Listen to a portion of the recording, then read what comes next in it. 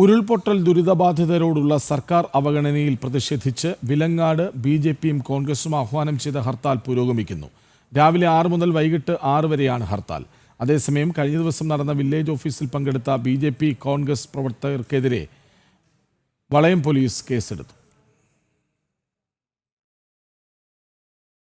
ഉരുൾപൊട്ടൽ ദുരന്തം നടന്ന് 1 വർഷമാകുമ്പോഴും പുനരധിവാസം സാധ്യമാകാത്ത സാഹചര്യത്തിലാണ് ദുരിതബാധിതർ പ്രതിഷേധവുമായി രംഗത്തെത്തിയത്. പിന്തുണയുമായി ബിജെപിയും ചേർന്നു. സർക്കാർ വാഗ്ദാനങ്ങൾ നടപ്പിലാക്കുക, ഗുണഭോക്തൃ പട്ടികയിൽ മുഴുവൻ ആളുകളെയും ഉൾപ്പെടുത്തുക, സർക്കാർ വഞ്ചന അവസാനിപ്പിക്കുക തുടങ്ങിയ ആവശ്യങ്ങൾ ഉന്നയിച്ചായിരുന്നു സമരം. ഇതിന്റെ ഭാഗമായി കഴിഞ്ഞ ദിവസം നടന്ന വില്ലേജ് ഓഫീസ് ഉപരോധത്തിൽ ദുരിതബാധിതരും പോലീസും തമ്മിൽ സംഘർഷവുമുണ്ടായി. തുടർന്നാണ് ഹർത്താലും അനിശ്ചിതകാല വില്ലേജ് ഓഫീസ് ഉപരോധവും നടത്താൻ ബിജെപി തീരുമാനിച്ചത്. എന്നാൽ ഇന്നലെ വൈകിട്ട് നാദാപുരം ഡിവൈഎസ്പിയുമായി നടത്തിയ ചർച്ചയെ തുടർന്ന് ഉപരോധ സമരം അവസാനിപ്പിക്കുകയായിരുന്നു. റവന്യൂ ഉദ്യോഗസ്ഥർ സ്ഥലത്തെത്തി ദുരിതബാധിതരുമായി ചർച്ച നടത്തുമെന്ന ഉറപ്പിന്മേലാണ് ഉപരോധം അവസാനിപ്പിച്ചത്.